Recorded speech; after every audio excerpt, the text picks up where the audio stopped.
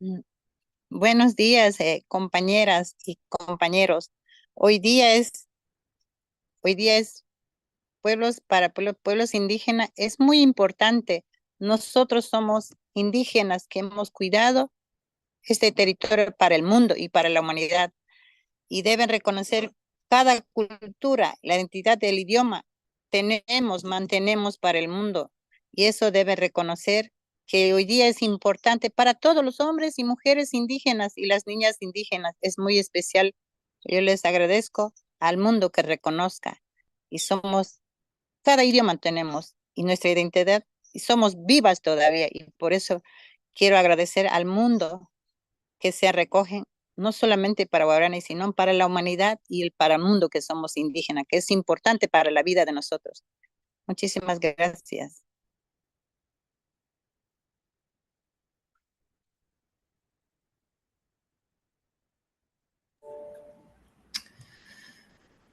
Thank you, Alicia Kachue, for conducting the traditional ceremony. Welcome to you all to the virtual commemoration of the International Day of the World's Indigenous Peoples, celebrated globally every year on the 9th of August. My name is Rosemary Lane. I'm the Acting Chief of the Indigenous Peoples and Development Branch in the Department of Economic and Social Affairs at the United Nations. We're delighted that you're able to join us from all around the world for this year's special theme on protecting the rights of Indigenous peoples in voluntary isolation and initial contact. Before we begin the event, let me share with you some housekeeping points.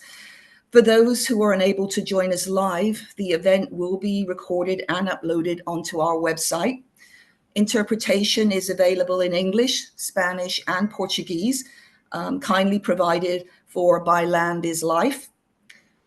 We invite you to be active online and share your thoughts with us by tagging the social media handle UN4Indigenous and by using the hashtags We Are Indigenous and Indigenous Peoples Day in your posts. And one of my colleagues will post these hashtags in the chat for you to follow those hashtags.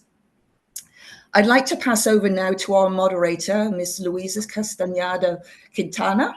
Ms. Quintana is Deputy Director of Land is Life, a global coalition of Indigenous peoples that works to achieve the self-determination and collective rights of Indigenous peoples in the world's 7 socio-cultural regions. Ms. Quintana is a lawyer and doctoral candidate of law at McGill University in Canada.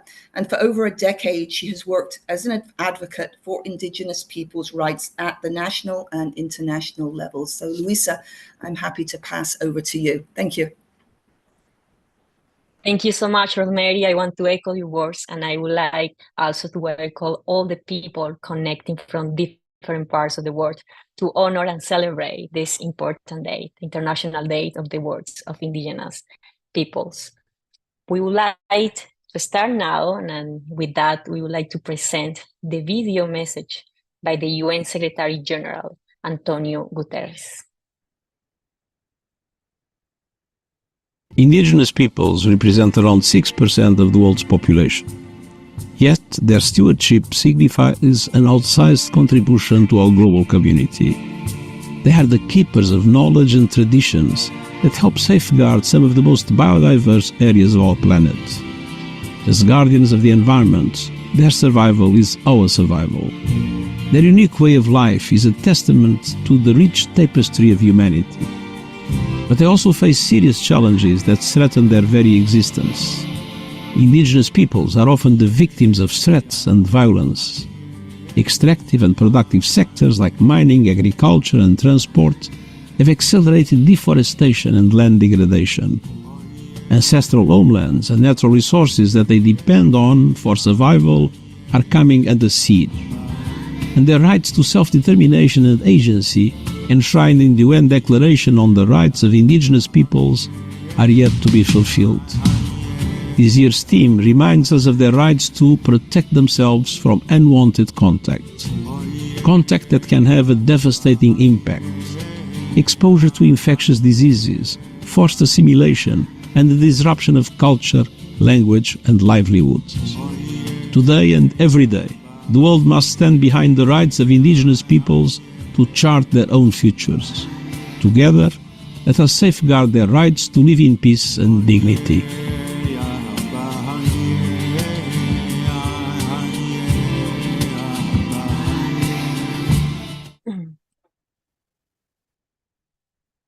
Following the important message of the UN Secretary General, I want to highlight what he said at the last part of his video. Today and every day we stand for indigenous peoples. I would like now to invite for the opening remarks Ms. Hindu Omaru Ibrahim, Chair of the UN Permanent Forum on Indigenous Issues. Madam Chair, the floor is yours. Thank you very much, Luisa, and thank you, the Secretariat, for organizing these virtual celebrations of the world's indigenous peoples. So good morning, good afternoon, depending on where you are connecting. Firstly, Happy International World's Indigenous Peoples Day to all of you. Thank you for joining us to celebrating together. We are celebrating today indigenous peoples in all their diversity and highlight both the challenge they face and the strength that we are all living and possessing. This year, we are focusing on protecting the rights of indigenous peoples in voluntary isolation and initial contact. Indigenous peoples in voluntary isolation and initial contact are the true protector of the most important ecosystem, including our remaining untouched forests. It is no coincidence that the most biodiverse rich area in the world are the home of many of these peoples who live in perfect harmony with the natural environment. Their ecosystems sustain and protect them, and they are also turning all these ecosystems into a greater life lesson for all of us who are committed to protect our planets. And I'm seeing some of you here in this call today. These indigenous peoples choose to live separately from the outside world, which allow them to freedom to practice their unique culture and maintain their distinct way of life. Through the sustainable management of their land, of their territories, they are serving humanity to protect all of us, to protect our planet. But their very existence is in danger. Indigenous peoples in voluntary isolation and initial contact are facing threats such as deforestation from the illegal mining, agriculture, logging, constructions, and many other things that, as you name it, in their territories. Outside use violence to steal their land and resources, displace them from the force, assimilate them, force contact with other populations, expose them to infections, as you hear from the General Secretary, with a fatal consequences for all the group. And we already know the experience from the colonizations. The UN Declaration on the Right of Indigenous Peoples affirms the right of self-determination. This is especially important for indigenous peoples in voluntary isolations and initial contact because it provides for their autonomy and ability to manage their own affairs and choose to live in peace, separate from the mainstream society that are devastating our environment. As some of the most vulnerable group on the planet, indigenous peoples in voluntary isolation and initial contact need our support and respect. Without a voice on the international stage, attempts to seize their land can happen unnoticed and their rights can be violated with impunity. As the world moves toward a green economy, we are seeing a growing demand for critical mineral and insist in mining on indigenous land, including in those who are living in voluntary isolation in the first initial contact. This is an important issue that is relevant to all of us. As consumers, we have the power to choose where we put our money. And together we can change state and corporate behaviors to hold them accountable on their actions. we can also show them that the real green economy is the economy of indigenous peoples who live and produce food and materials in harmony with the nature of a century. We protect the nature. We do not harm the nature. We do not over-extract. We have to make sure that indigenous peoples are not victims of the green economy and that a just transition is just for all of us. For many years, the UN Permanent Forum on Indigenous Issues has advocated for the rights of indigenous peoples in voluntary isolation and initial contact. It has highlighted the grave threat and the risk of violence they are facing and has called the member states, the UN agencies, collectively to help to determine as enriched and the rights of indigenous peoples under the UN DRIP and to protect their territories' integrity. Ensuring a special protection for their collective right is essential for their survival and allow them to continue living the way they have chosen for centuries. Madam Moderators, in this International Day of Indigenous Peoples, the Forum reiterates its call to protect the rights of indigenous peoples in voluntary isolations and initial contact. As indigenous peoples who have chosen to avoid contact with outside society, we should protect their rights to live in peace and celebrate the unique culture well they bring to our world. In these days, and in this panel especially, you will hear the fantastic panelists that will give you more detail on how we can join effort to protect our brothers and sisters that protect us for so long. I thank you. And again, happy International Days of Indigenous Peoples.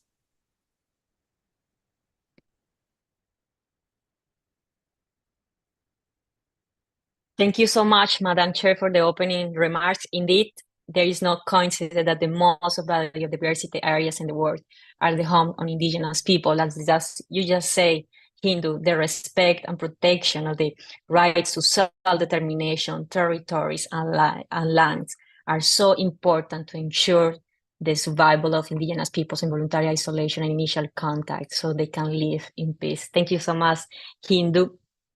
Now we are gonna start the panel discussions, and we have two sections for this webinar. The first one is dedicated on the threats that indigenous peoples in voluntary isolation and initial contact are facing.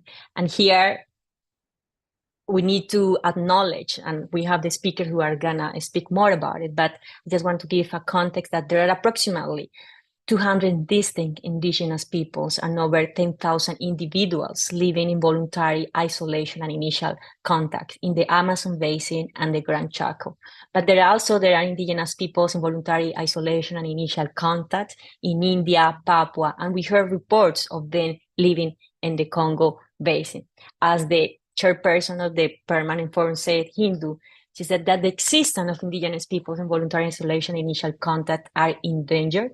As she mentioned, their lives and livelihoods are threatened from extractive industries, infrastructure, mega projects, green transition, legal and illegal logging, large-scale agriculture, and forced assimilation.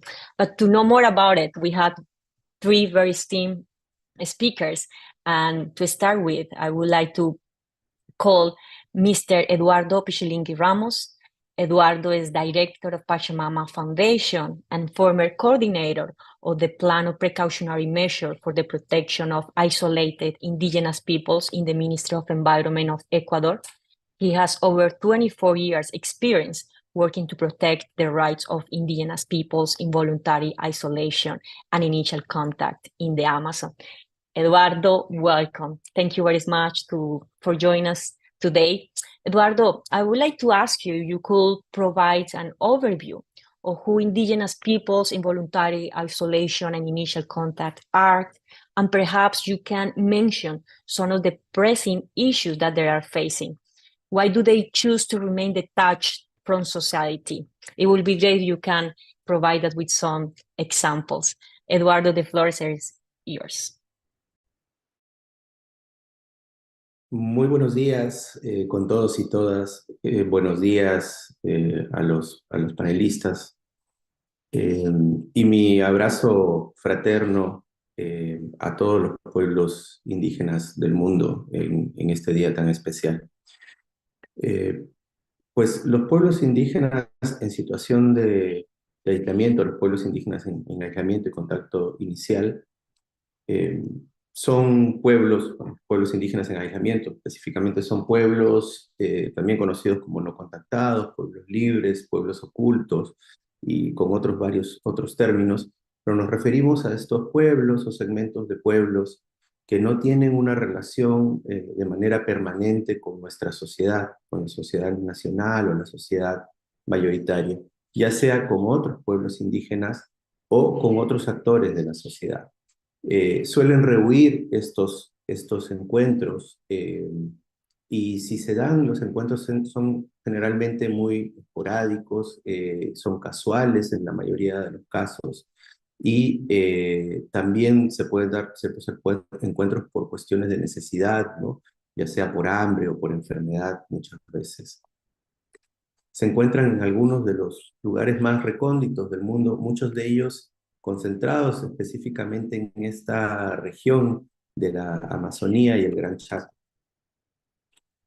Los pueblos indígenas en contacto inicial son pueblos o segmentos de pueblo que de manera voluntaria o forzada pues han contactado, han comenzado a tener un contacto más permanente con nuestra sociedad nacional, nuestra sociedad mayoritaria, ¿no? Este contacto inicial, esto es bien importante, este contacto inicial no se rige únicamente por términos de tiempo, sino también por términos de calidad del contacto, ¿no? Qué tan fuerte ha sido ese contacto, qué tan bueno o malo ha sido ese contacto con nuestra sociedad mayoritaria. Estos son pueblos considerados ecosistémicos porque viven en una estrecha relación, en una estrecha armonía con los ecosistemas, con sus entornos. Han aprendido a vivir así durante miles de años y llevan esta relación de dependencia e incluso muchos investigadores dicen de interdependencia porque también los bosques donde viven, los bosques donde habitan, han sido moldeados por estos pueblos que tienen a estos bosques como su hogar. Y estos pueblos sufren una gran cantidad de amenazas, ¿no? Están relacionadas por lo general a agresiones hacia ellos o hacia sus territorios. La extracción de recursos naturales, la expansión de la frontera agropecuaria, obras de infraestructura como carreteras, hidroeléctricas, hidrovías, entre otras, ¿no? Actividades ilegales como la minería, la extracción de madera, el narcotráfico, y otras que quizás no tienen que ver mucho con el cambio del uso de la tierra, sino más bien que los afectan directamente a ellos, en sus personas, como los contactos forzados, el intento de contacto forzado, eh, a través de misioneros, expedicionarios, científicos, colonos en sus tierras y otros actores de nuestra sociedad mayoritaria. Los pueblos indígenas en situación de aislamiento terminan siendo defensores, yo estoy reflexionando mucho sobre este tema, sobre todo en estos últimos meses he estado muy metido en esta reflexión de reconocerlos a ellos realmente como defensores anónimos de la vida, de la naturaleza, ¿no? Un defensor de la naturaleza es una persona que de cualquier forma promueva o procure la realización de los derechos humanos y las libertades fundamentales reconocidas a nivel nacional e internacional. Este es un concepto tomado en la Comisión Interamericana de Derechos Humanos, y se ajusta muy bien, no solamente a aquellas personas que en las comunidades están ejerciendo esta defensa de los territorios y de la vida, sino de aquellos pueblos indígenas en situación de aislamiento y contacto inicial que todavía en uso de su derecho a la autonomía, a la autodeterminación, protegen esos territorios y están constantemente amenazados por otros actores, por nuestra sociedad mayoritaria, y que no son reconocidos de tal manera, ¿no? Entonces yo hago también un llamado a que los reconozcamos en ese rol de defensores de la vida, de la naturaleza. Para poder protegerlos es necesario tomar ciertas estrategias nacionales. Aquí yo he puesto unos ejemplos muy cortitos. En esta primera imagen vemos el Parque Nacional Yasuní, la Reserva de Biosfera de Yasuní y la zona intangible Tagaeri-Termenani, rodeada de esta zona rosada, ¿no? Y del otro lado de la frontera, justo del otro lado de la frontera entre Ecuador y el Perú, tenemos la propuesta de Reserva Indígena Napo Tigre, ¿no? Estas dos son estrategias finalmente nacionales, ¿no? La protección de estos territorios son estrategias nacionales para la protección de estos pueblos. Y es necesario, y es un gran reto, poder tener estrategias más allá de los países, porque estos pueblos no reconocen esas fronteras.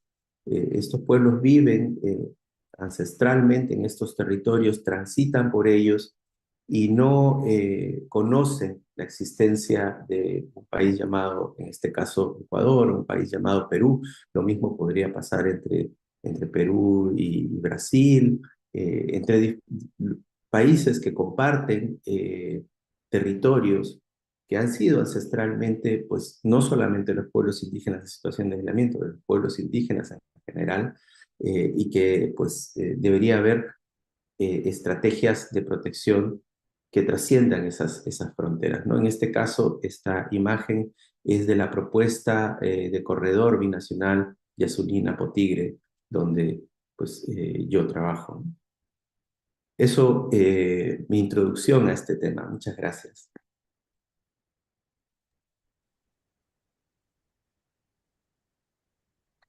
Thank you so much, Eduardo, for providing us with this context. And from your presentation, we are moving to our second speaker, Ruka Somboligi. Ruka is the first female Secretary General of AMAN, the world's largest indigenous peoples organization. And as an indigenous Torajan from Sulawesi, Indonesia, she has worked for the protection of indigenous people rights for over 25 years. And she was a member of the Executive Council of the Asia Indigenous Peoples Pact. Given the time difference with Indonesia, Ruka is not able to join us live today, but she has kindly sent a recorded message for the event. Manasumoraka, Salam Nusantara, greetings from Indonesia. My name is Ruka Somboligi, Secretary General of Indigenous Peoples Alliance of Indonesian Archipelago.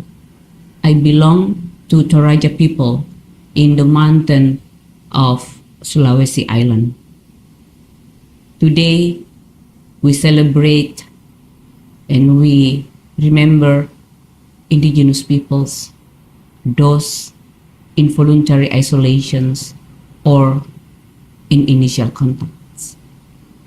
They are the one most needed recognitions, protections, and promotions of their human rights as indigenous peoples. In most cases, they are being discriminated against.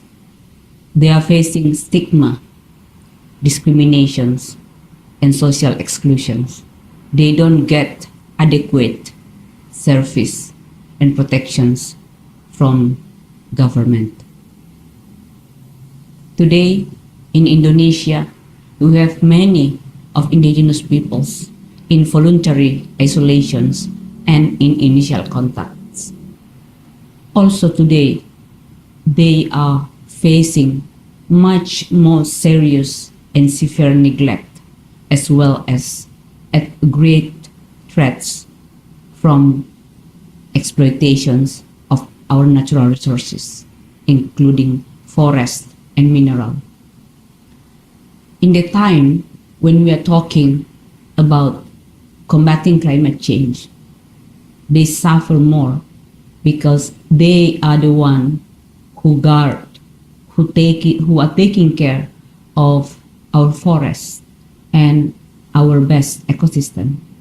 However, in Indonesia, one of AMAN members, Ohongana Manyawa, they are faced with criminalizations, with the stigma, so the land, the forest, can be used and given as concession by the government to nickel mining and also smelters. In the last 5 years, 10 of Ohongana Manyawa leaders has been put in jail because they are being criminalized. They are accused of murder. They are accused and put on the trial in the law, in the legal system, and in the language that they don't understand. Today, we celebrate their life. We celebrate their contributions. Unfortunately, today, they are fighting for their survival. They're fighting for their life. And we, together, indigenous organizations, especially government and the United Nations, must come hand in hand together to provide protections for them. Indonesian government and other government must provide protections, must provide national law, national act to make sure indigenous peoples in voluntary isolations and in initial contact can also enjoy the same rights as others. And most importantly, we prevent of them being extinct. Thank you very much. Kuresumanga. We thank Ruka for sharing with us this important message, and we are moving now to the third speaker, the inspiring Guarani woman, Waye Alicia Kawiateca. Alicia is a national leader of CONAIE Bureau, leading on the section of women and family issues. She was formerly vice president of the Guarani people of Ecuador and leader of Asociación de Mujeres Guaraníes del Ecuador. Alicia is a leading force in the fight for the rights of indigenous peoples in voluntary isolation and initial contact, and in the fight to defend the rainforest. I would like to change the channel for interpretation, so I'm gonna ask the question Alicia in Spanish. So, Alicia, bienvenida. Muchas gracias por unirte hoy a nosotros. Y Alicia, quisiera preguntarte que si nos pudieras contar más sobre los pueblos indígenas Tagar y Taromenane que viven en aislamiento voluntario y contacto inicial en el Yasuní. Si nos pudieras contar cuáles son los principales retos y amenazas que ellos están enfrentando en este momento. Gracias, Alicia. Te doy la palabra.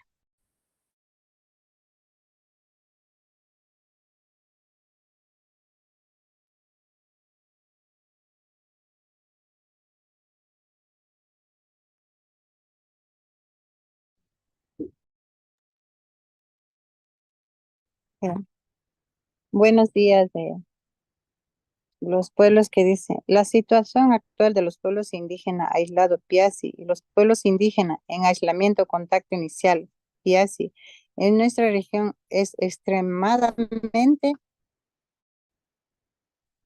preocupante. Esos pueblos viven en el estado de vulnerabilidad constante debido a la expansión de las actividades petroleras en la Amazonía, norte del Ecuador. Las concesiones petroleras han invadido sus territorios ancestrales, poniendo en riesgo no solo en forma de vida, sino también su supervivencia. La falta de la consulta y de consentimiento previo, libre e informado. En muchos de estos proyectos han exacerbado la situación generando conflictos y desplazamiento forzado. Además, la deforestación provocada por la infraestructura petrolera y contaminación en ríos, suelos y derrame del petróleo han sido devastado interno natural en la Piazzi. Depende su sustento, salud. En estos impactos no solo destruyen el medio ambiente, sino también la vida amenaza su cultura y cosmovisión profundamente interconectados con la tierra y la naturaleza. Es esencial que se reconozca y respete el derecho de esos pueblos a vivir en paz y armonía con su entorno, sin la intervención destructiva de actividades extractivas. Retos. La invasión, destrucción de territorio. Las actividades petroleras invaden, contaminan sus tierras, llevándolos al borde de la supervivencia. La falta de demarcación y titulación adecuada y sus territorios facilitan esas invasiones. Violencia a los derechos humanos, la ausencia de mecanismo efectivo, consulta y consentimiento previo, libre y informado. Resultado de esas decisiones que la consideran sus necesidades de derecho, contamina medio ambiente. Los derrames, petróleo y el uso de químicos tóxicos contamina ríos, suelos y afecta la salud de las comunidades y la biodiversidad de la región. Pérdida de la cultura, imposición, el modelo de desarrollo externo y el destrucción del entorno natural en erupción, las prácticas y conocimientos ancestrales, debilitando la identidad cultural del Piazzi. Para enfrentar estos retos, están implementando diversas estrategias de demarcación, protección de territorio. Trabajamos la aseguración, la titulación, protección legales del territorio ancestral del Piazzi, fortaleciendo sus derechos territoriales. Alianza de apoyo a los REL, colaboración de la organización nacional e internacional para visibilizar y denunciar las violencias del derecho y para obtener el apoyo de la defensa de los Piazzi. La educación, sensibilización, implementación, programa de educación, sensibilización y comunidades no indígenas en la sociedad en general para fomentar el respeto y comprensión de derechos de la cultura del Piazzi.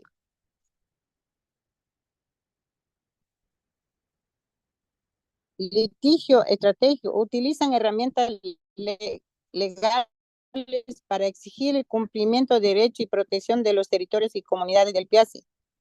Contribuciones, Piazzi, Pía y Piazzi son guardianes esenciales de la biodiversidad de la Amazonía. Su forma de vida basada en la relación sostenibilidad y respetuoso con la naturaleza, contribuyendo significativamente la conservación de los bosques y la biodiversidad. Mantienen prácticas ancestrales de manejo de recursos naturales que permiten la regeneración del ecosistema y la preservación de especies. Además, su conocimiento tradicional sobre plantas medicinales y la biodiversidad es invaluable para la ciencia y la conservación global. En el fortalecimiento de la cultura indígena, los Piazzis desempeñan un papel vital al mantener la vida de las lenguas, prácticas y saberes ancestrales que enriquecen la diversidad, cultura y el país y el mundo. La transmisión de estos conocimientos de generación en generación fortalece la identidad y la residencia, cultura de sus pueblos, para apoyar mejor su contribución y asegurar sus voces sean escuchadas y respetadas. Es fundamental implementar políticas y prácticas que reconozcan y respeten sus derechos territoriales y culturales. Esto incluye la protección legal de sus territorios y el respeto a su autonomía y modelos de vida. Garanticen la consulta y el consentimiento previo, libre e informado antes que cualquier proyecto que pueda afectar sus territorios y la vida, asegurada que sus decisiones sean respetadas. Incorporen sus voces de los foros internacionales, faciliten su participación efectiva en las decisiones sobre sus derechos humanos, conservación y desarrollo sostenible, para que sus respectivas y conocimientos sean valoradas y consideradas. Solo con su compromiso genuino de respetar y proteger a los Pía y a Piasi, podemos garantizar su futuro sostenible, justo para ellos y para la diversidad que protegen. Yasuni Ome Kiwi. Gracias.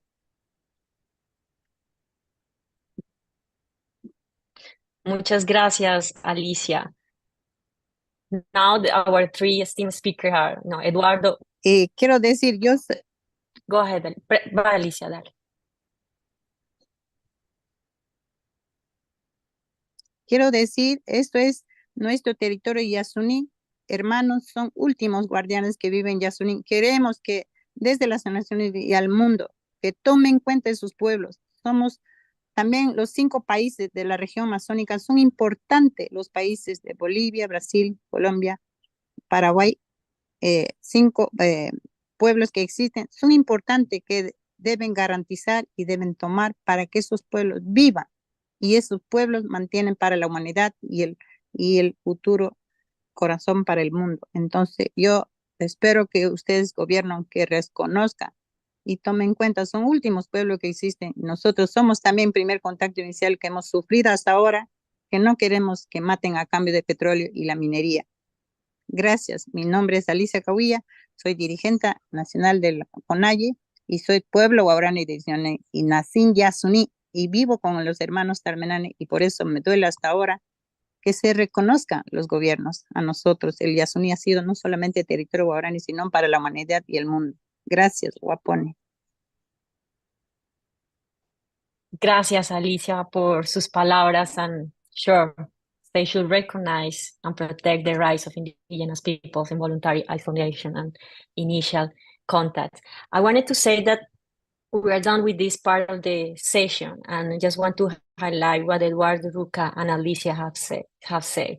And this confirms that when we talk about indigenous peoples in voluntary isolation and initial contact, this is a global issue.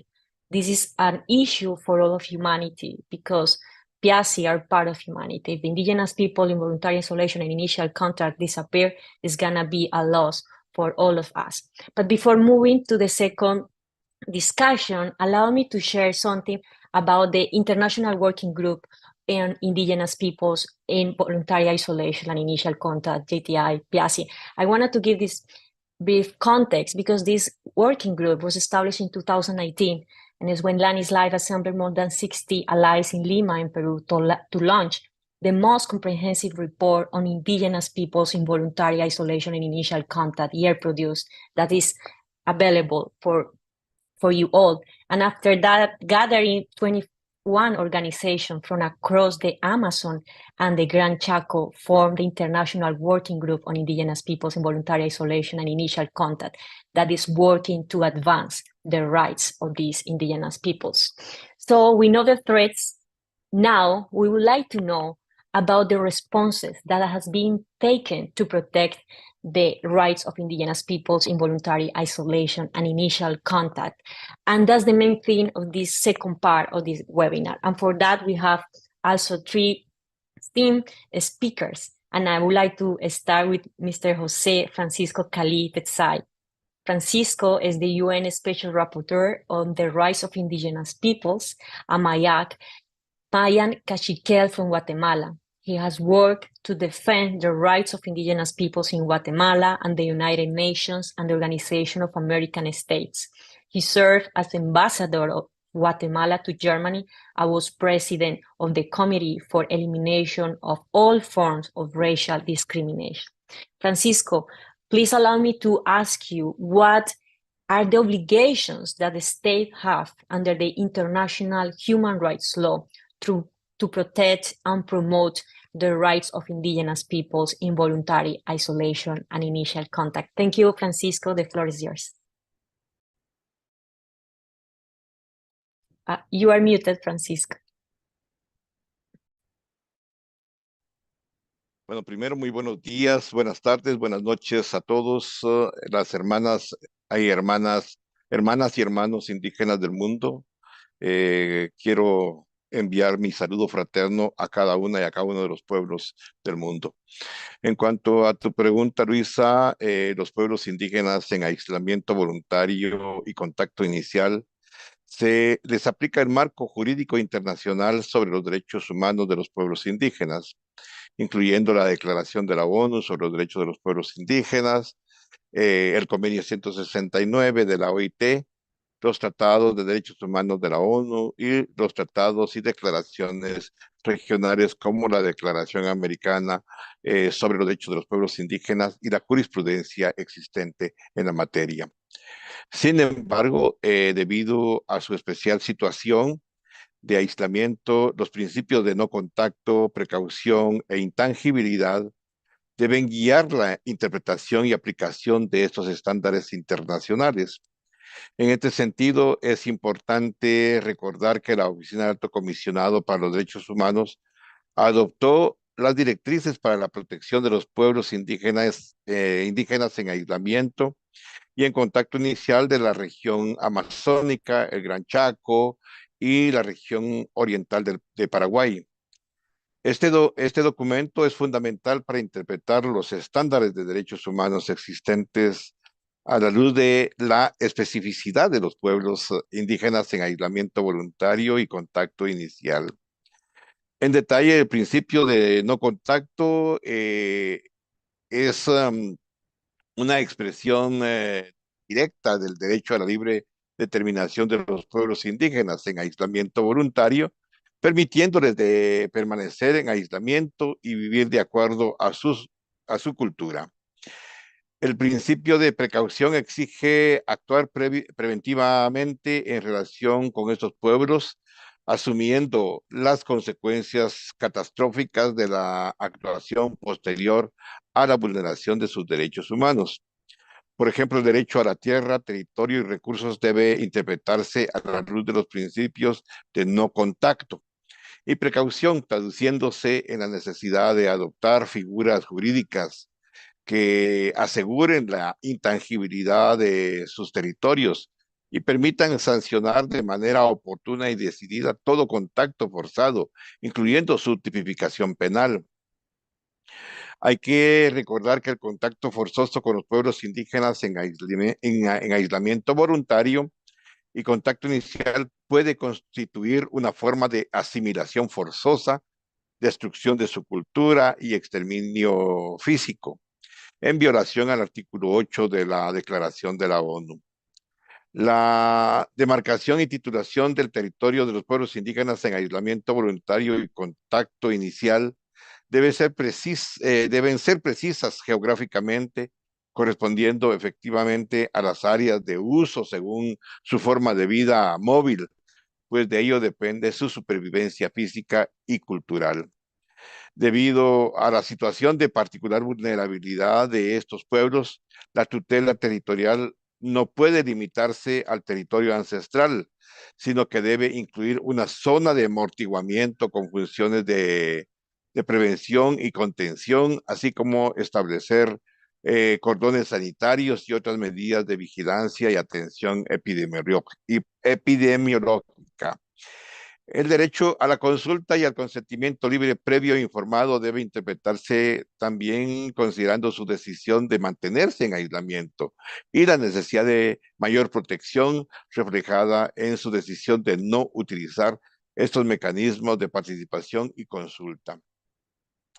En caso de proyectos de desarrollo en los territorios ancestrales de los pueblos en aislamiento voluntario y sus alrededores, se presume su no consentimiento frente a cualquier actividad que irrumpa en su territorio. También las actividades extractivas en territorio de los pueblos indígenas en aislamiento voluntario y contacto inicial sin consentimiento son difíciles de justificar como necesarias y proporcionales para el bien público.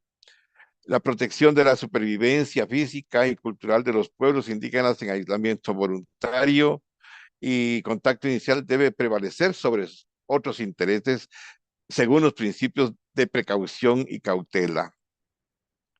La Comisión Interamericana de Derechos Humanos y la Corte Interamericana de Derechos Humanos subrayaron la importancia de protección cultural y denunciaron la discriminación implícita en priorizar la propiedad privada sobre los derechos territoriales indígenas. Los estados deben reforzar sus acciones de protección hacia estos pueblos debido a su vulnerable relación con la sociedad mayoritaria. Finalmente, porque muchos pueblos en aislamiento voluntario y contacto inicial son transfronterizos, es necesario tener en cuenta situaciones que requieran medidas binacionales o regionales de protección. Las directrices para la protección de los pueblos indígenas en aislamiento y en contacto inicial de la región amazónica, el Gran Chaco y la República Oriental de Paraguay, de la Oficina del Alto Comisionado para los Derechos Humanos, indican la necesidad de generar marcos de coordinación entre los diversos estados que comparten fronteras para proteger los pueblos indígenas en aislamiento voluntario y contacto inicial. En este sentido, los estados deben establecer programas de coordinación y actuaciones conjuntas entre diferentes gobiernos. He invitado a los estados, o quiero invitar a los estados que tienen el privilegio de contar con pueblos indígenas no contactados, y aunque no sean de esta región, tomar estas medidas como un marco mínimo para proteger dichos pueblos. Muchas gracias, Luisa, por la oportunidad.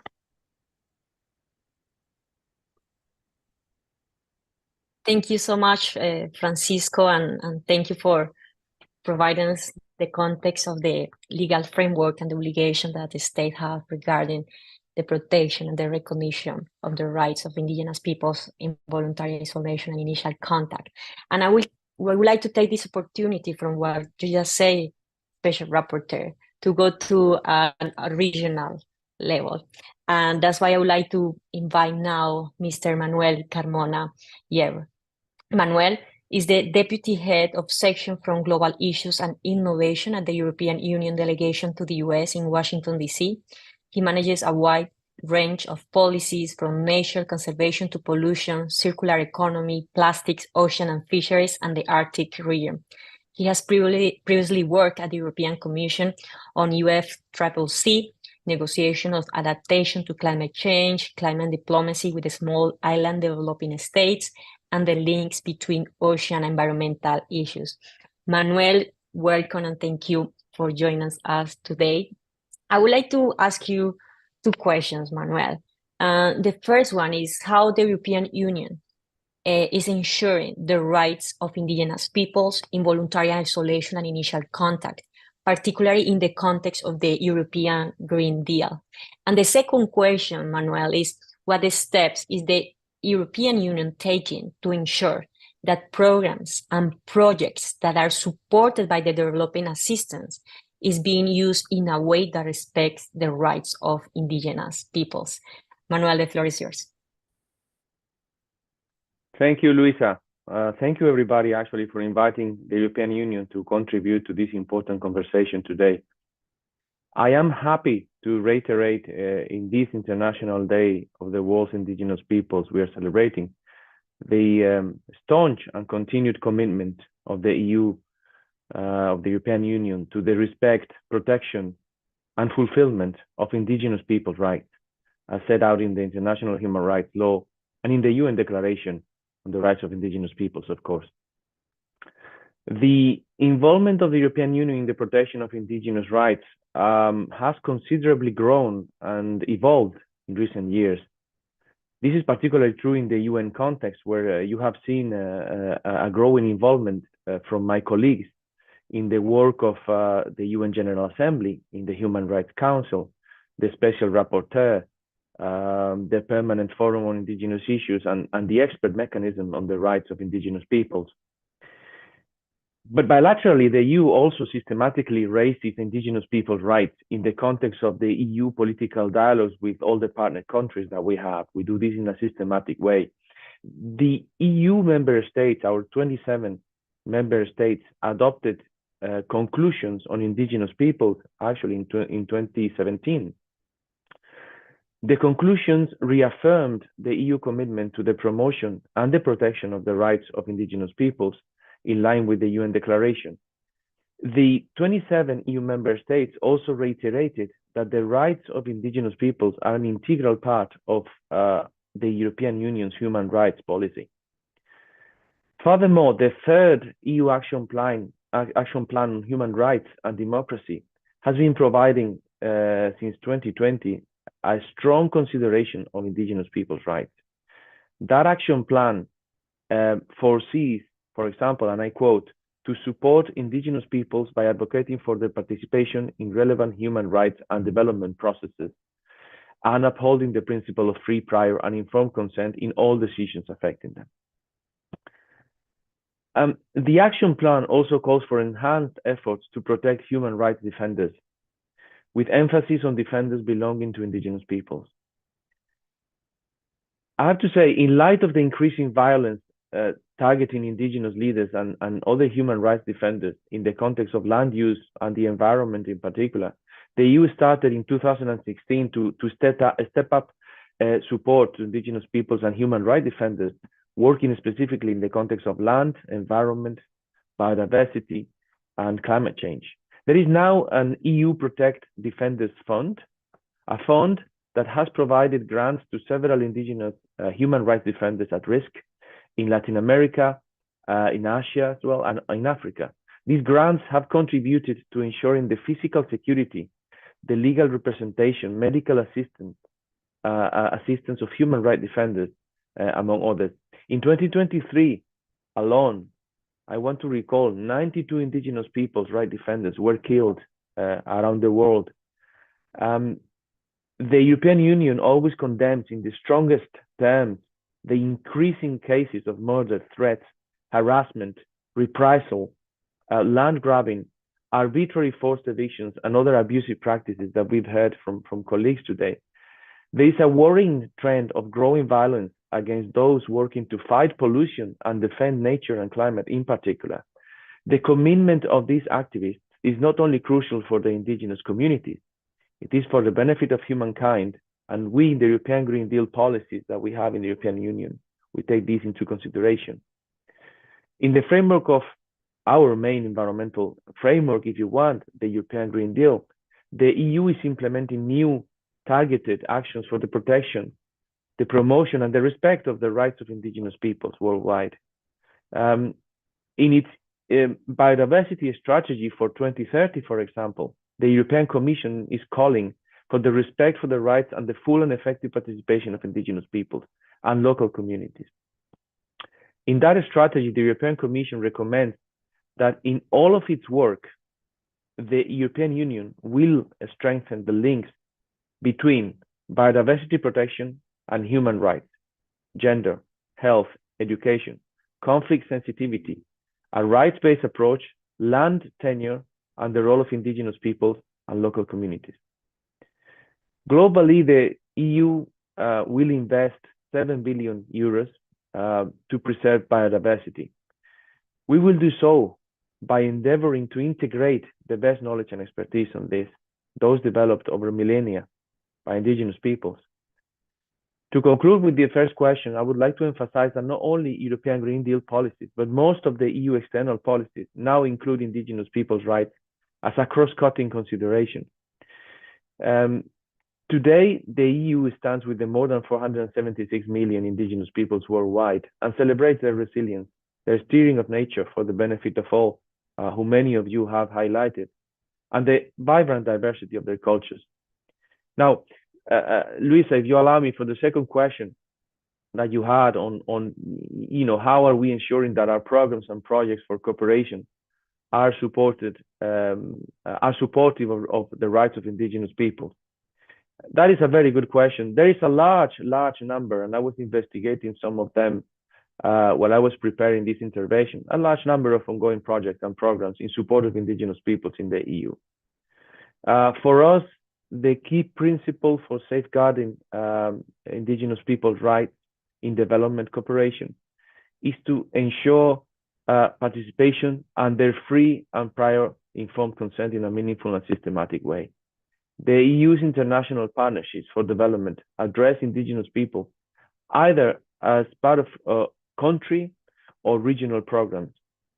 We call that mainstreaming, or through actions that specifically target indigenous people. Many of the programs and projects focus on discrimination and the inequality that indigenous people suffer systematically in relation to their economic, social, and cultural rights, as well as their civil and political rights. As regards economic, social, and cultural rights in particular, the EU supports access to health and education. As regards civil and political rights, EU bilateral cooperation emphasizes the need to increase participation of indigenous people. The EU finances, for example, projects on access to citizenship, birth registration, equal participation, etc., etc. In cases where countries do not respect indigenous people's rights, and this is important, the EU has already reacted, withdrawing grants and funds, and this has happened as recently as June 2024. So there are cases regularly where we withdraw our finance when there's no respect of indigenous people's rights. I would like to mention some specific examples of the support that I outlined. For example, at the African Commission on Human and People Rights, the EU supports a working group on the rights of indigenous populations. Another example, the EU also supports the Indigenous Peoples Center for Documentation, Research and Information in Geneva. We have a partnership with the International Labour Organization to promote Convention 169 on indigenous and tribal peoples, which was mentioned before by Jose. This partnership has helped with ratifications of Convention 169 by countries such as Nepal and Central African Republic. This work is crucial. The EU organizes also a yearly Arctic Indigenous Peoples Dialogue as part of our Arctic policy. Indigenous people's rights are also integrated in some recent and important EU laws. I want to highlight this example, which is the EU Deforestation Regulation. The EU Deforestation Regulation, which will enter into application very soon, by 31st December this year, will protect communities worldwide against both legal and illegal deforestation. This is important. It's not only about illegal deforestation, it's about legal deforestation that might be sanctioned by national laws, but is still deforestation and doesn't help to solve the planetary crisis that we're facing. The EU regulation, by tackling legal and illegal deforestation, which means that it protects forests in areas that may be vital for indigenous peoples, irrespective of national laws. Key indigenous leaders such as Dina Mantuxá, coordinator of the articulation of the indigenous peoples of Brazil, they have come up in support of the EU deforestation regulation approach precisely because of this. Last but not least, I wanted to mention that the EU co-finances the online platform called Indigenous Navigator. The Navigator is a unique and innovative tool that we put in together, and it will be implemented in fact by indigenous people. Among others, the Navigator systematically will monitor the level of recognition and implementation of the rights of indigenous peoples in 29 countries.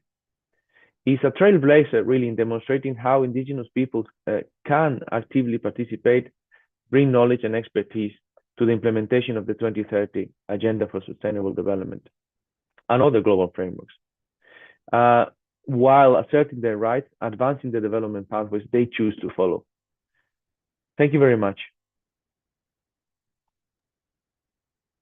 Thank you very much, Manuel, for giving us all the context of the commitments that the European Union has put forward to ensure the protection of indigenous people's rights. We hope the European Union can continue strengthening these commitments. And now that we heard the special rapporteur, we heard from the European Union, we would like to move now with questions for Caroline Pearce. We're going to have the perspective of that organization working on indigenous people's rights. Caroline is Executive Director of Survival International, an international organization campaigning in solidarity with indigenous peoples around the world. Prior to this, she worked as a consultant for international organizations working on social and economic rights. Welcome, Caroline. Thank you so much for joining us today. Caroline, I would like to ask you, how is Cultural Survival International working to advocate for the rights of indigenous peoples in voluntary isolation and initial contact? The floor is yours. Thank you, Luisa. And thank you for inviting us to be here on this important day and with these speakers on this immensely important topic. I've really enjoyed hearing these very valuable perspectives and overviews from the various speakers. I would just note before we start that we are Survival International. There is also an organization called Cultural Survival, which is a separate organization with a similar name. So just to make that distinction. And I'll also note that in English, survival generally uses the term uncontacted rather than involuntary isolation, just to be clear in my presentation. But as Eduardo pointed out, they mean the same thing. And the rights of uncontacted and recently contacted indigenous peoples have been a major and growing part of Survival International's work since we began in 1969. So what do we actually do? So simply put, survival makes a difference by working closely with indigenous peoples and with indigenous organizations to build a global campaigning movement that puts pressure on those who are violating the rights of uncontacted peoples. It's not our only work with indigenous peoples, but it is a big part of it, or those who have the power to stop these violations. So let me just unpack that a little. So I say that we work with indigenous peoples and indigenous organizations. Uncontacted peoples make very clear their wishes and their desire to remain uncontacted, to remain out of contact there in isolation. And we act in solidarity with that. Clearly, we don't have direct relationships with uncontacted indigenous communities the way that we would with other indigenous peoples. But we do have long-term, often decades-long, deep relationships with many indigenous neighbors and relatives of uncontacted peoples like the Awa or the Yanomami in Brazil, like the Ayareo in Paraguay, and so on. And this is crucial in making sure that our work is rooted and is relevant.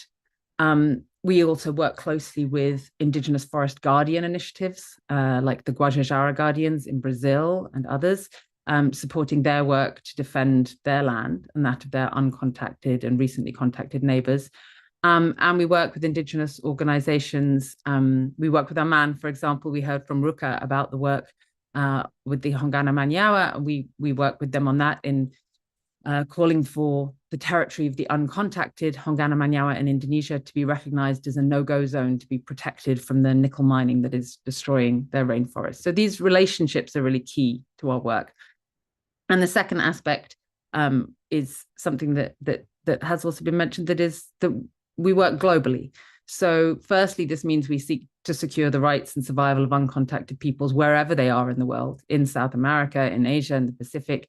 But it also means that we often campaign in countries where uncontacted peoples do not live, in the global north, targeting the multinational companies that are responsible often for these invasions of uncontacted peoples' territories. And we see ourselves as a non-Indigenous organization as having a particular responsibility to address those kind of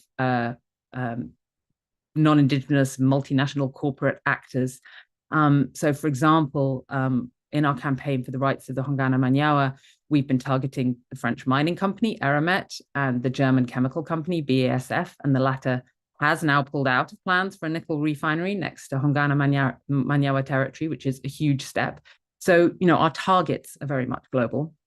And for us, acting globally also means that we mobilize supporters and activists all around the world, and we have active supporters in well over 100 countries. So those are the ways in which Survival International's focus, our campaigns, and our movement are globally.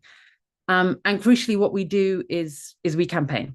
In particular, we do public campaigning. We use the spotlight of international media, of social media, email campaigns, live protests, virtual protests, digital activism, as well as direct lobbying and advocacy. And all of this is about fomenting widespread public pressure to drive both governments and companies to respect the wishes, the clearly expressed wishes of uncontacted Indigenous people and their rights, and to be held accountable for actually abiding by the laws and standards that Francisco described so clearly and eloquently. There have been so many organizations, Indigenous and other organizations, that have worked to build this strong framework. And we also feel that campaigning is absolutely crucial to ensure that that framework becomes a reality on the ground. So our approach may vary with circumstances, but in all cases, our experience shows that public outcry and public pressure is crucial. So to give an example of how all of this comes together, one of our campaigns right now is against logging in the territory of the uncontacted Mashco-Piro in Peru, which is also an issue on which Francisco has spoken out powerfully. So we have relationships with the Mashco-Piro's Yine neighbors, and we're working with Peruvian Indigenous organizations, with FENAMAD and IDACEP, and our targets are global. We're calling for action by the Forest Stewardship Council, which is headquartered in Germany, to remove certification of logging on Mashco-Piro territory. And we're also calling on the Peruvian government to overturn the logging permits and to recognize the whole of the Mashco-Piro territory. And the campaigning has included massive media attention, a social media storm, and so far more than 21,000 campaign emails sent by activists around the world who want to express their support for the Mashco-Piro's right to live uncontacted on their land and to not have their land invaded by logging. And we will continue. And we continue because it works. Repeatedly, Survival has existed for 55 years now, and repeatedly in that time, we have seen the impact of our campaigns, with our allies, with Indigenous organizations and Indigenous communities. We've seen them have a genuine impact on the ground. There's some examples: the removal of loggers from Awa territory in Brazil some years ago, much more recently in the shelving of the so-called genocide bill in Peru, which Survival was campaigning against along with Peruvian Indigenous organizations. Again, just last year, in companies agreeing to stop sourcing leather from ranches that were operating on the land of the uncontacted Ayareo in Paraguay.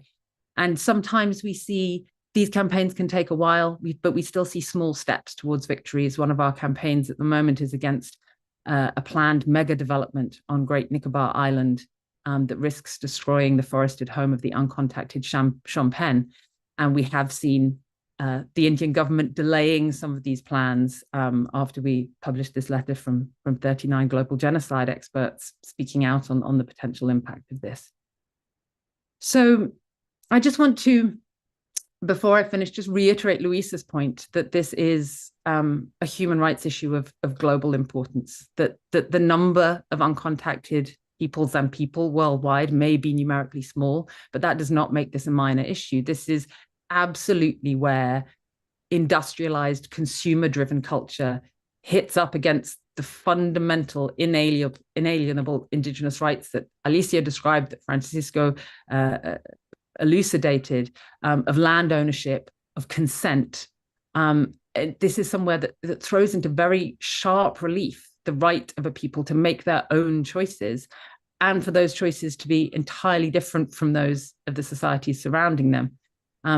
As Eduardo noted, the relationship that uncontacted and recently contacted Indigenous peoples have with their land does make them uniquely vulnerable when that land is invaded and threatened by extractivism and so on.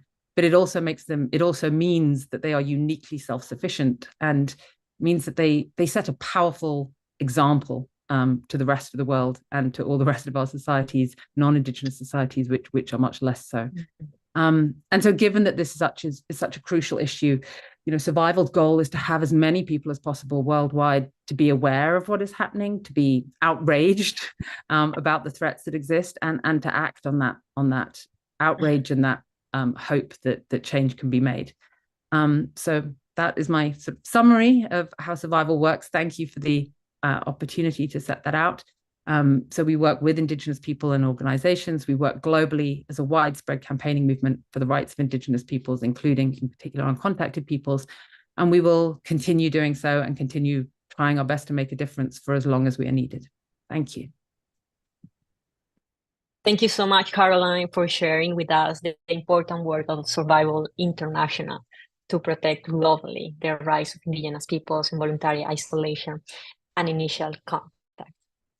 Caroline was the last speaker of the second session of this webinar, and we have heard from all of them that Indigenous peoples in voluntary isolation and initial contact have the rights that were recognized in the United Nations Declaration of Indigenous People, or the rights of Indigenous peoples. They have the right to self-determination, the right to their lands, territories, and natural resources. For those reasons, states must respect the principle of non-contact and adopt necessary measures to ensure the protection and survival of these Indigenous peoples. And also the American Declaration on the Rights of Indigenous Peoples, adopted in 2016, dedicates a specific article on the rights of these Indigenous peoples. I would like to invite now the speakers to give a short concluding remark. It will be like 1, max 2 minutes. So if there is something that you want to say now, so it's gonna be the opportunity. So I'm gonna open the floor. So I wanna ask Eduardo if you have something to say regarding the situation of Indigenous peoples in voluntary isolation and initial contact. You can go, Eduardo. Muchas gracias, Luisa. Siempre hay algo más que decir. Es un tema amplio, complejo, y creo que demanda de cierta sensibilidad, ¿no? Y yo desde aquí hago un llamado a los gobiernos a sensibilizarse sobre la importancia de la protección de los pueblos indígenas en aislamiento, a comenzar a ver el problema no como un asunto que quita posibilidades de desarrollo a los países, sino como una oportunidad para cambiar la forma de ver el desarrollo hacia el futuro, una forma de ver más inclusiva con los pueblos indígenas en general, y más respetuosa con el planeta también. Creo que los pueblos indígenas en situación de aislamiento nos están dando un ejemplo, nos están dando un camino, nos están señalando cuál es el camino que deberíamos seguir si queremos mantener la vida en este planeta. Y hago ese llamado desde aquí. Muchísimas gracias por la invitación, gracias por permitirme compartir este espacio con expositores que han participado de manera tan increíble y han dado opiniones tan interesantes. Muchísimas gracias. Gracias, Eduardo. I'm gonna pass the floor to the Special Rapporteur, José Francisco. I'm gonna ask Alicia if she can go next. The floor is yours, Bueno, Special Rapporteur. muchas gracias, Luisa. Yo creo que siguiendo las palabras de Eduardo, creo que hay mucho que decir todavía. Sin embargo, lo único que hay que hacer es aprender realmente y entender la decisión de estos pueblos en contacto inicial o en aislamiento voluntario, y entender de que la desaparición de ellos, como lo dijo el secretario general de Naciones Unidas, significa la desaparición de la humanidad, por el hecho de que en este momento, si ellos desaparecen, porque desapareció la Amazonía. Entonces, tenemos una responsabilidad bastante grande. Y como lo dijo Caroline, yo voy a seguir haciendo lo posible y hablando muy fuertemente en contra de estas medidas que se están tomando en contra de los pueblos indígenas en aislamiento voluntario. Muchas gracias. Gracias, relator especial. I would like to invite now Alicia, but I don't know if she's there. So, Manuel, if you can go, please. Thank you. I just wanted to emphasize the fact that big markets, for example, at the European Union with 27 member states, have a huge responsibility in addressing the rights and the wishes and the choices of indigenous peoples, involuntary association and initial contact in particular, but indigenous peoples generally. And we are trying hard to do so. The EU deforestation regulation that I was talking about in my intervention is an example of a pioneering approach, because there our power as a market is used for the good of people that have chosen to remain in isolation, to keep their cultures, and for that they need to be also independent from national decisions and permits that might be harmful to their choices. Now, what we're doing with the EU deforestation regulation is opening an avenue whereby we objectively recognize a problem, which is deforestation, crucial for many of these peoples, and we outlaw it from our market, irrespective of whether it's sanctioned by national government. I think that's a pioneering approach, uniting the global trade, which can be very harmful, and is at the origin of this permitting and these actions, extractive actions, and environmental policies. You need to bring these two together. And this is at the heart of what we're trying to do with this policy and others. And as others said, we will continue to do so. We think it's the right way to go. Thank you. Thank you so much, Manuel, for your closing remarks. I would like to give the floor to Caroline, please. Thanks, Luisa. I think my closing comment would just be for us all to keep fighting. As we said, this is a global issue, and this is a crucial human rights issue, and it's existential. If the territories of uncontacted peoples are invaded, if their forests are destroyed, if contact is forced on them, the result can be genocide and entire peoples being wiped out, individuals being killed, languages and cultures lost forever. And as Francisco said, there's both an individual human rights catastrophe and it's a disaster for humanity as a whole. But there is so much that we can do.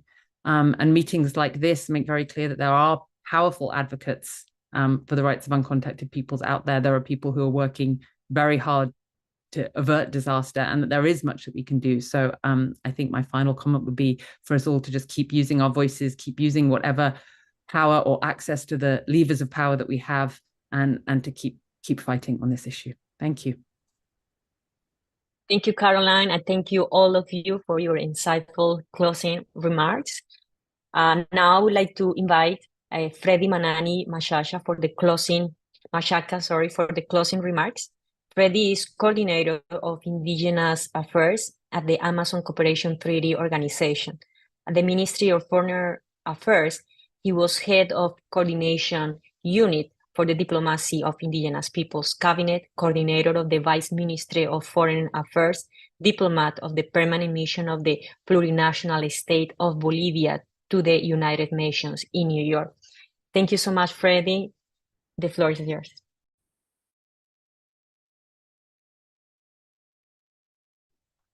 Muchísimas gracias. Saludar a todos los panelistas por las excelentes contribuciones que hicieron hoy en el Día Internacional de los Pueblos Indígenas del Mundo. Este día nos congratulamos con muchos retos y oportunidades precisamente en la implementación de los derechos colectivos de los pueblos indígenas. La región amazónica, compartida por 8 países, Bolivia, Brasil, Colombia, Ecuador, Guyana, Perú, Surinam y Venezuela, representan aproximadamente el 40% del territorio de América del Sur y en ella habitan cerca de 50 millones de personas, incluyendo entre 420 y 511 pueblos indígenas. Este dato es aún más interesante cuando se trata de pueblos indígenas en aislamiento y contacto inicial PIACI, toda vez que según datos de los países miembros de la OTCA y de investigadores se calcula que en la Amazonía habitan 64 pueblos con referencias confirmadas y unos 114 con referencias todavía en estudio.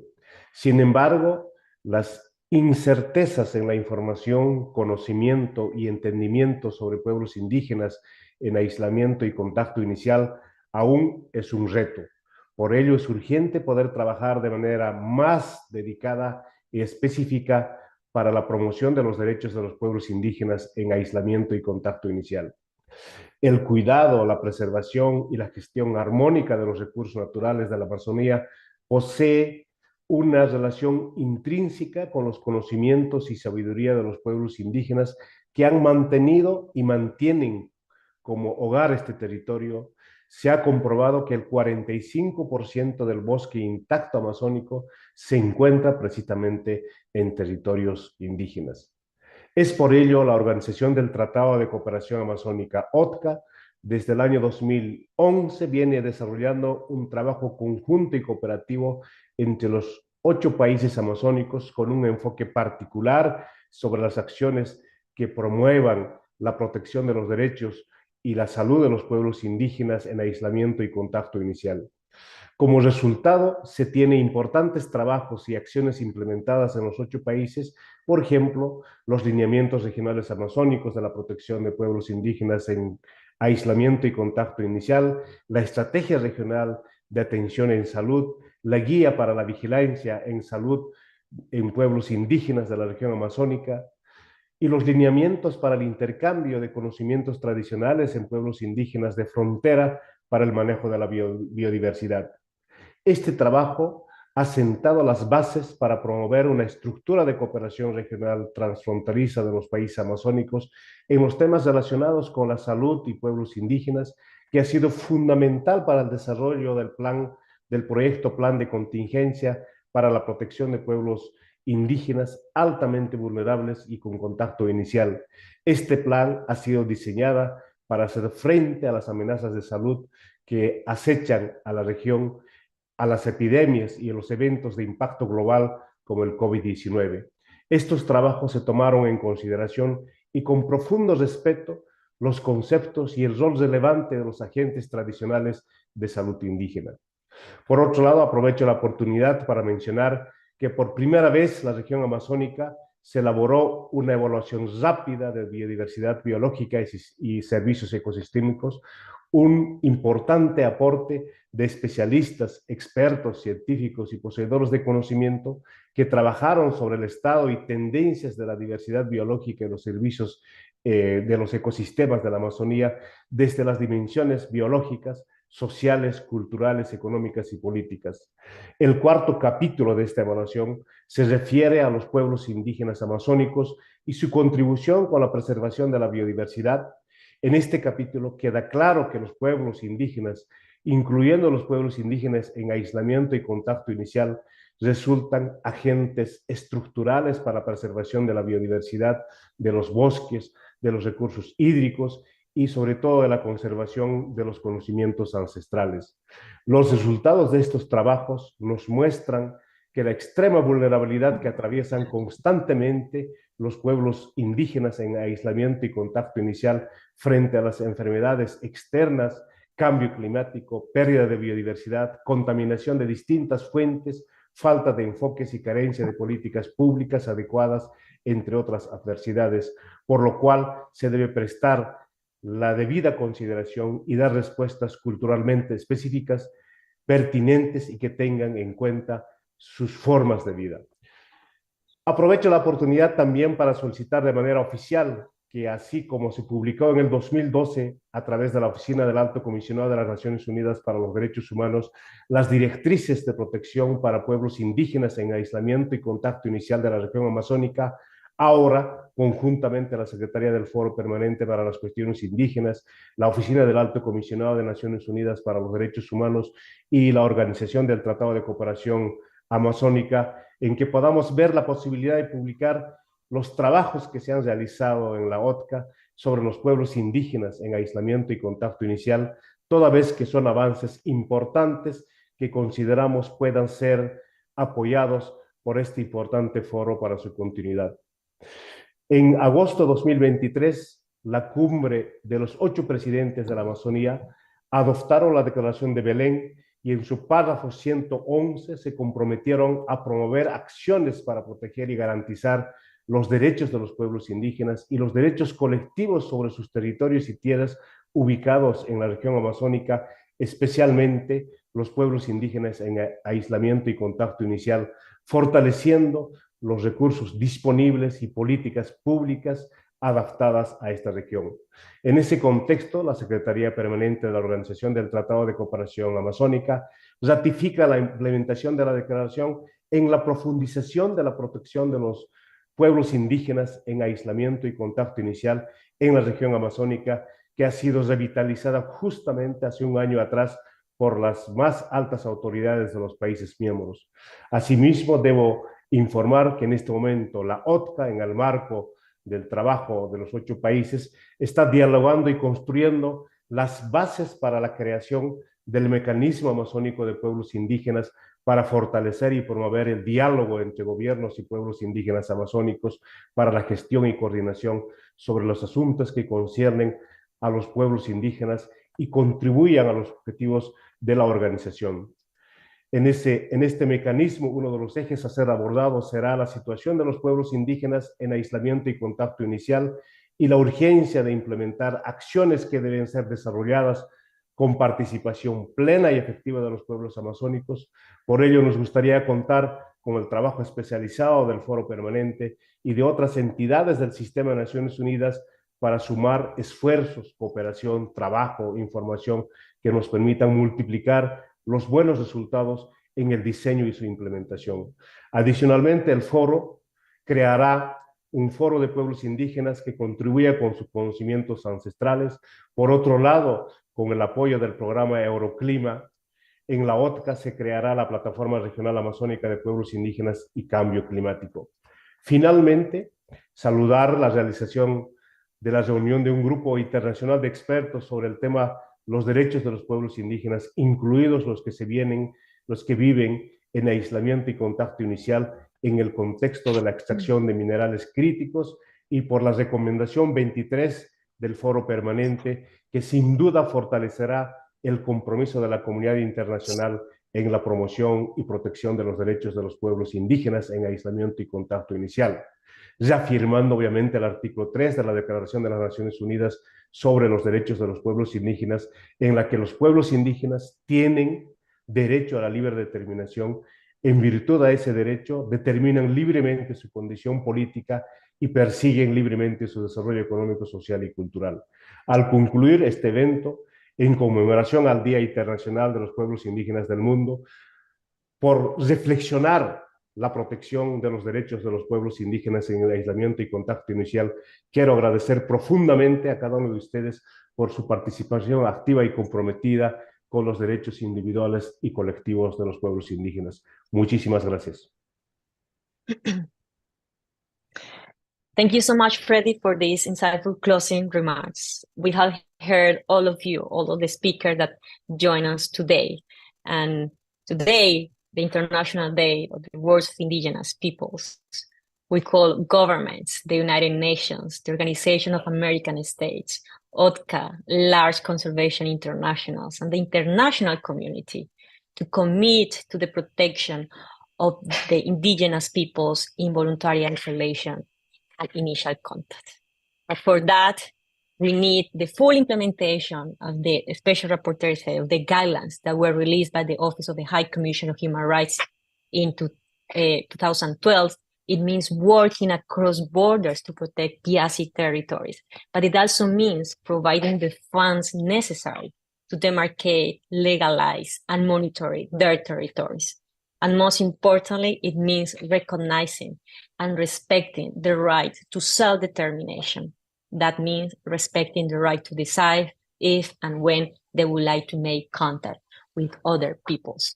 I would like to invite Mr. Manara Ushiwa for the closing ceremony. Manari is a Zapara spiritual leader connecting from the Lanchama, Cocha, Ecuadorian Amazon.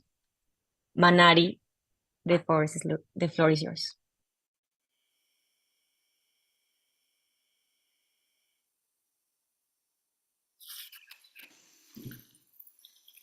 Muchas gracias por darme este espacio.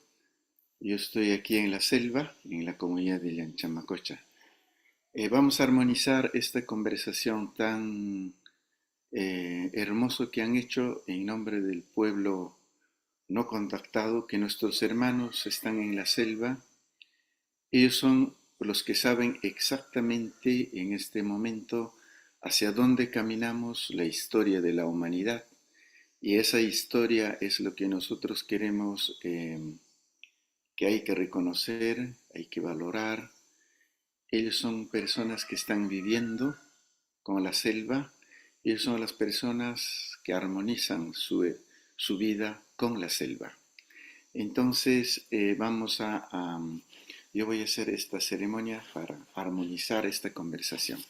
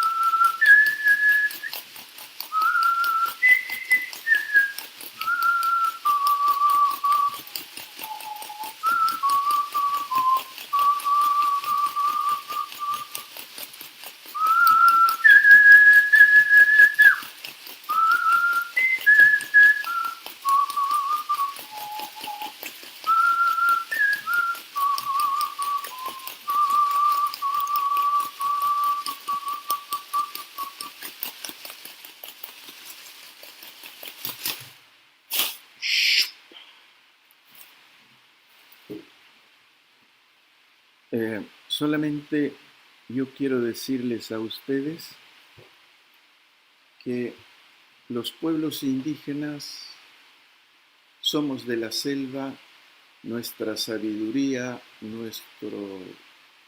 nuestros seres espirituales y nuestro aprendizaje para vivir en el mundo está en la selva. Nosotros somos selva, nosotros somos agua, nosotros somos aire, nosotros somos fuego y nosotros somos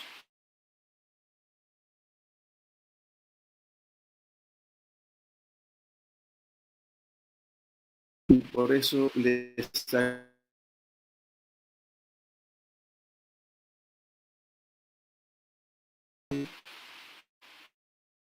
por dar este espacio, hablar de los pueblos indígenas, pueblos que no están contactados, es muy especial, es muy importante.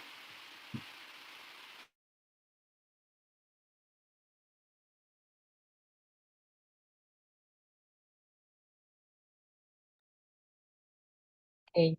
Thank you so much, Manari, for joining us and for blessing us with this closing ceremony. Now, I would like to open the mic for a member state representative of Indonesia. So the floor is yours.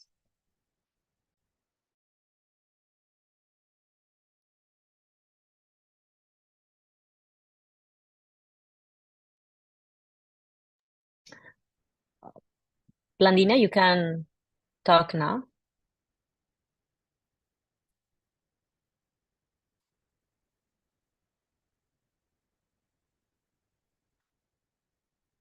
Blandina?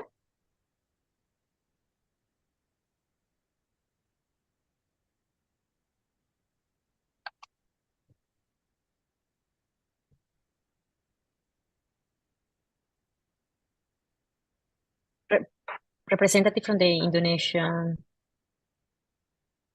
mission, you can open your microphone.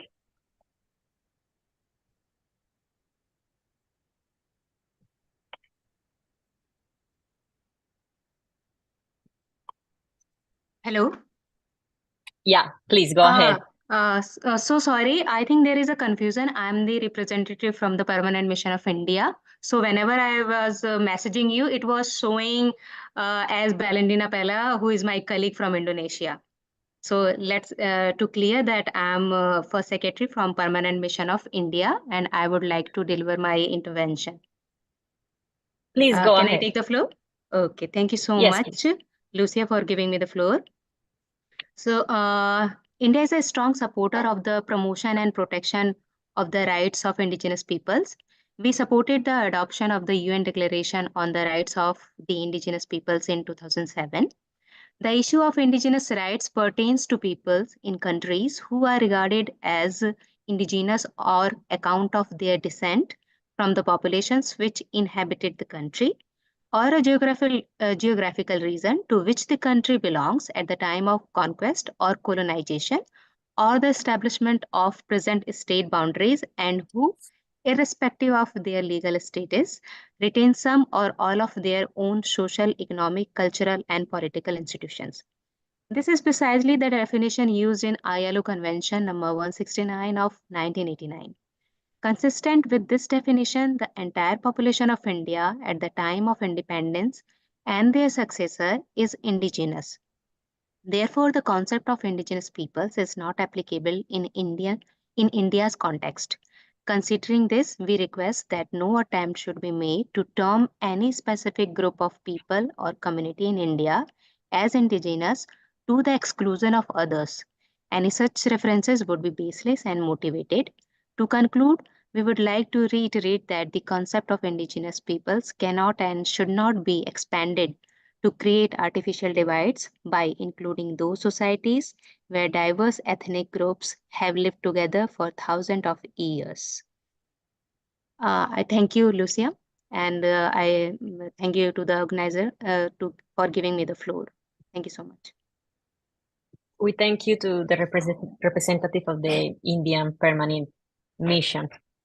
With that in mind, we would like to extend our deepest gratitude to each of our speakers for the invaluable contributions and dedicated efforts. Thank you to all of you, the participants, the more than 280 people that connected from from different parts of the world. Thank you so much for taking the time and for celebrating with us this important day. And thank you to our interpreters who made possible that more people can honor this day with us. Thank you so much to all of you, and we hope we can continue this celebration when we can ensure the protection and the respect of the indigenous peoples all over the world, and particularly especially on indigenous peoples in voluntary isolation and initial contact. Thank you so much. Have a great afternoon or evening, depending on where you are. Bye. Thank you. Thank you.